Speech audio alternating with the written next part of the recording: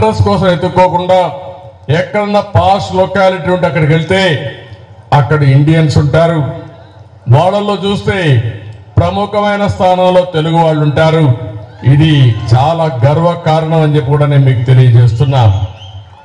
దీనికి కారణం 30 సంవత్సరాల కంటే ముందు నేను ముఖ్యమంత్రి అయిన తొలి రోజుల్లో నేను ఒకటే ఆలోచించాను. తెలుగువారు అప్పటి వరకు వ్యవసాయమే చేస్తున్నాం, వ్యవసాయ పనులు కూలీలుగానే ఉన్నారు. ఎందుకు ఒక రైతు బిడ్డ ఐటీ ప్రొఫెషనల్ గా తయారు కాకూడదు? ఒక కూలీ చేసుకునే వ్యక్తి వాళ్ళ పిల్లవాడిని ఎందుకు ఐటీ ప్రొఫెషనల్ గా తయారు చేయకూడదనే ఆలోచనతోనే నేను ఆ రోజు నాలెడ్జ్ ఎకానమీకి శ్రీకారం చుట్టాను. అదే ఐటీ అని చెప్పి కూడా నేను మీకు తెలియజేస్తున్నా. ఈ రోజు మీరు చూస్తే ప్రపంచం మొత్తం, నేను చిన్నప్పటి నుంచి ఒకసారి నెమరు వేసుకుంటే ఆ రోజు ఎడ్ల బండ్ల దగ్గర నుంచి ఈరోజు డ్రైవర్ లెస్ కార్ల వరకు వచ్చేసాం. అంటే డెవలప్మెంట్ మనం చాలా వరకు ముందుకు పోగలిగాం. అదే సమయంలో ఒకప్పుడు ఐటీని నేను ప్రారంభించినప్పుడు చాలా మంది ఎగతాళి చేశారు. ఒకప్పుడు ఐటీ అంటే బెంగళూరు ఉండేది, అలాంటిది పోటీ పడి బెంగళూరు హైదరాబాద్ రెండు ఉండాలని హైదరాబాద్ని ప్రపంచ పటంలో పెట్టాం. ఈరోజు మీరు చూస్తే ఇండియాలోనే కాదు ప్రపంచంలో ఎక్కడ పోయినా నలుగురిలో ఒక ఐటీ ప్రొఫెషనల్ ఇండియన్ ఉంటే, ఇంకా నలుగురిలోనే కాదు ముగ్గురులో ఒకరు ఉంటే, దాంట్లో ప్రతి ఒక్కరు ముగ్గురులో ఒకరు ఆంధ్రప్రదేశ్ నుంచి వచ్చారు, తెలుగువారు వచ్చారు. ఇది గర్వకారణం. ఇది అయిన తర్వాత ఈరోజు నాలెడ్జ్ ఎకానమీ, ప్రపంచం మొత్తం నాలెడ్జ్ ఎకానమీలో ముందుకు పోయే పరిస్థితికి వచ్చాం. నాలెడ్జ్ ఎకానమీలో ఫార్మా కానీ బయోటెక్నాలజీ కానీ ఏ సెక్టర్ తీసుకున్నా నాలెడ్జ్ ఎకానమీ కూడా ఐటీ బ్యాక్ బోన్ గా తయారైంది. ఈ రెండే కాకుండా నేను ఆ రోజుట్లోనే నేను ఒకటి ఆలోచించాను. ఉద్యోగాలు చేయడం కాదు, ఉద్యోగాలు మీరిచ్చే పరిస్థితి రావాలని ఆకాంక్షించా. అందుకే ఆంటర్‌ప్రెన్యూర్స్ ని ప్రమోట్ చేశాం. ఈరోజు నేను గర్వంగా చెప్పగలుగుతున్నా, ప్రపంచంలో ఏ దేశానికి పోయినా మన వాళ్ళు ఉద్యోగాలు చేస్తూనే వాళ్ళే పెట్టుబడులు పెట్టి స్లోగా ఆంటర్‌ప్రెన్యూర్గా తయారయ్యారు, స్టార్టప్ కంపెనీలు పెట్టారు, బ్రహ్మాండంగా రాణించే పరిస్థితికి వచ్చారు. ఇక్కడ మనందరం ఒకటే గుర్తుపెట్టుకోవాలి, తెలుగు వారు ఎక్కడున్నా వారికి ఒకే పిలిపిస్తున్నా. నేను భారతీయుణ్ణి, భారతదేశం గొప్ప దేశం, దానికి అగ్రస్థానంలో తెలుగు జాతి ఉండి ముందుకు నడిపించాల్సిందిగా మీ అందరికీ పిలిపిస్తున్నా. ఒకప్పుడు మనం ఆలోచించడం, ఆ ఆలోచన విధానం థింక్ గ్లోబలీ యాక్ట్ లోకలీ.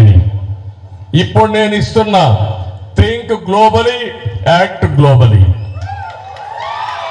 ఎందుకు నేను మాట్లాడుతున్నానంటే, లొకేషన్ అనేది సమస్యే కాదు.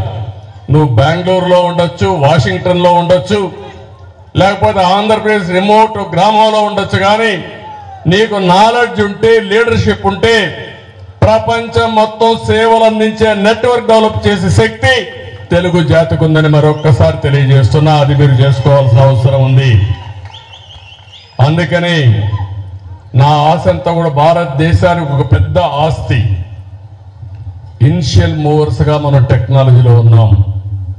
2, రిఫార్మ్ వల్ల పెద్ద ఎత్తున భారతదేశానికి సంపద సృష్టించే అవకాశం, నాలెడ్జ్ ఎకానమీ పోయే అవకాశం వచ్చింది. 3, మనం ఊహించిన విధంగా డెమోగ్రఫిక్ డివిడెంట్ ఇండియాకు వచ్చింది. ఈరోజు చైనా చూస్తే మనకంటే పోటీ పడినా అక్కడ ఏజ్డ్ పాపులేషన్ ఎక్కువ ఉంది. భవిష్యత్తులో ఇంకా సమస్యలు కూడా వస్తాయి. కానీ ప్రపంచానికి నాయకత్వం ఇచ్చే ఏకైక దేశం భారతదేశంగా ఉంటుంది, ఏమాత్రం అనుమానం లేదని చెప్పి కూడా నేను మీకు తెలియజేస్తున్నా. అందుకే మొన్న కూడా నేను ఒక మాట చెప్పాను. నేను ఆ రోజు విజన్ 2020 అంటే చాలా మంది ఎగతాళి చేశారు, నన్ను 420 అని కూడా ఎగతాళి చేశారు. కానీ ఈరోజు నేను ఆ రోజు విజన్ 2020 అన్నప్పుడు దాంతో అసోసియేట్ అయిన వాళ్ళందరూ బ్రహ్మాండంగా రాణించారు. ఈరోజు 2047కి భారతదేశం 100 సంవత్సరాల స్వాతంత్రం వచ్చిన సందర్భంగా ఉత్సవాలు జరుపుకుంటున్నాం. ఆ సందర్భంగా నేను ఒకటే పిలిపిస్తున్నా, ప్రపంచంలో ఎక్కడ భారతీయులున్నా నెంబర్ 1 కమ్యూనిటీగా ఇండియన్స్ ఉంటారు. దాంట్లో 30% తెలుగు వాళ్ళు ఉంటారు. రెండవది, భారతదేశం కూడా అగ్ర దేశంగా తయారవుతుంది, అభివృద్ధి చెందిన దేశంగా తయారవుతుంది. నెంబర్ 1గా 2గా మనం ఉంటామని చెప్పి కూడా నేను మీకు తెలియజేస్తున్నా. అదే సమయంలో ఆంధ్రప్రదేశ్ రాష్ట్రాన్ని కూడా మనం కాపాడుకోవాల్సిన అవసరం ఉంది. తెలుగు వాళ్ళు 50% జనాభా ఉండే రాష్ట్రం ఆంధ్రప్రదేశ్ రాష్ట్రం. ఆ రాష్ట్రాన్ని కూడా కాపాడే బాధ్యత తెలుగువారు ప్రపంచంలో ఎక్కడున్నా మీ మీద ఉంది. దానికి నేను పూర్తిగా పోరాడతా. నాకు మీ సహకారం కావాలని చెప్పి మిమ్మల్ని మీ అందరికీ విజ్ఞప్తి చేస్తున్నా. ఒక్క విషయం మీరు గుర్తుపెట్టుకోవాలి, పబ్లిక్ పాలసీ అనేది చాలా పవర్ఫుల్ వెపన్. ఈ దేశానికి ఆర్థిక సంస్కరణలు వచ్చిన తర్వాతనే దశ దిశ మారింది. అది ఒక పాలసీ ఆనాటి ప్రధానమంత్రి పివి నరసింహరావు గారు అడాప్ట్ చేశారు. అది అయిన తర్వాత ఐటీని ప్రమోట్ చేయాలని ఒక పబ్లిక్ పాలసీ తీసుకున్నాం. ఈరోజు మీరు అందరూ బెనిఫిట్ అయ్యారు.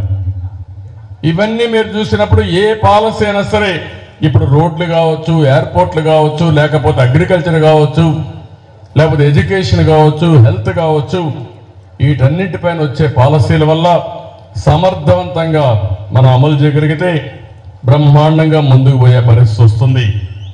ఈరోజు మనం అందరం 21st సెంచరీలో ఉన్నాం. 21వ సెంచరీ నాలెడ్జ్ ఎకానమీకి నాంది. ఇప్పటికి 23 ఏళ్ళు అయ్యింది. 2043కి ఇంకొక 24 ఏళ్ళు ఉంటుంది. 2047కి భారతదేశం అగ్రదేశం అవుతుందంటే, ప్రపంచంలో చాలా దేశాల్లో సర్వీసుల ద్వారా భారతీయులే నాయకత్వం ఇవ్వబోతున్నారంటే అది మనకు అరుదైన గౌరవం. అందుకే నేను మిమ్మల్ని అందరినీ కోరుతున్నా. మొన్న కూడా నేను మాట్లాడుతూ ఒక మాట అన్నా, నవశకం తెలుగు వారి సొంతం కావాలని మనస్ఫూర్తిగా ఆకాంక్షిస్తున్నా. ఎందుకు నేను ఈ నవశకం అన్నానంటే, ఈ నవశకంలో తెలుగు వారి రోల్ చాలా ప్రిడామినెంట్ గా ఉంటుంది. ఈ నాలెడ్జ్ ఎకానమీలో మీరు ఎంత ఆలోచిస్తే అంత ఉన్నతమైన స్థానానికి వెళ్లే పరిస్థితి వస్తుంది. ఆ విషయం మీరు గుర్తుపెట్టుకోవాల్సిందిగా నేను కోరుతున్నా. నా ఆలోచన ఒకటే, 2047 మనం ఒకసారి తిరిగి చూసుకుంటే ప్రపంచంలోనే నెంబర్ 1 పవర్ఫుల్ కమ్యూనిటీ ఏదంటే దానికి చిరునామాగా తెలుగు వారు ఉండాలనేది నా కోరిక, నా ఆకాంక్ష. అదే నా విజన్, అదే నా మిషన్. అందుకే మిమ్మల్ని అందరినీ నేను ఒకటే కోరుతున్నా, దీనికి మీరందరూ సాధించాలంటే ఇప్పుడు ఇక్కడ ఒక మీటింగ్ పెట్టుకున్నారు. బెంగళూరు తెలుగుదేశం ఫోరం ఎస్టాబ్లిష్ చేశారు. సుబ్రహ్మణ్యం అనే వ్యక్తి ముందుకు వచ్చి, నాకు ఈ పార్టీ నచ్చింది, మీరు కూర్చోవాలంటే ప్లేస్ కోసం ఎత్తుకోకుండా నేను ఆఫీస్ బిల్డింగ్ అంతా ఉచితంగా మీకు ఇస్తా, అక్కడనే మీటింగ్లు పెట్టుకోమని స్వచ్ఛందంగా ముందుకొచ్చి ఆఫర్ చేశారు. ఇంకొక పక్క ఆర్గనైజేషన్ కూడా మీరు పర్ఫెక్ట్ గా చేస్తున్నారు. ఇది చూసినప్పుడు నాకు అనిపిస్తా ఉంది, ఫండ్స్ అనేటి ప్రాబ్లం కాదు, మనసు ఉంటే మార్గాలు అనేక ఉంటాయి. ఈరోజు మీరు ఒక స్టేజ్ కూడా దాటారు. ఒకప్పుడు 10 రూపాయలు కావాలంటే కష్టపడే పరిస్థితి నుంచి అవసరమైతే మీ ఆదాయంలో 10 రూపాయలు ఖర్చు పెట్టి మనస్తత్వాన్ని కూడా డెవలప్ చేసుకునే పరిస్థితికి వచ్చారు. This is the great achievement నా లెక్క ప్రకారం. నేను అందుకనే మిమ్మల్ని అందరినీ ఓటాడు, నెట్వర్కింగ్ చాలా ముఖ్యం లైఫ్ లో. ఈ విషయం మళ్ళీ చెప్తున్నా మీ అందరికీ.